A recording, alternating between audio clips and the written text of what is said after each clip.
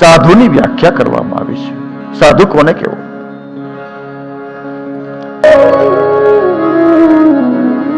એટલે જીવન લલાટમાં ત્રિપુંડ છે, અંગ પર રુદ્રાક્ષ છે, જેના મુખમાં ભગવાનનું નામ છે, તેવા સત્પુરુષ પૂજ્ય છે અને એને સાધુ કીધું છે. સાધુ એ સિમ્પટમ નથી. શિવના લગ્ન વખતે સાધો સાધો વારંવાર શિવ માટે શબ્દ વપરાનો છે. સત્પુરુષ માટે સાધુ શબ્દ વપરાય.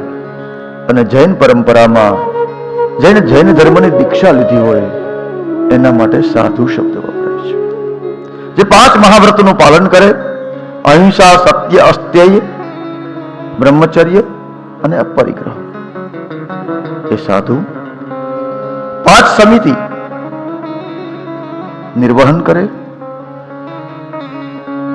મન વચન કાયાનું ગોપન કરે,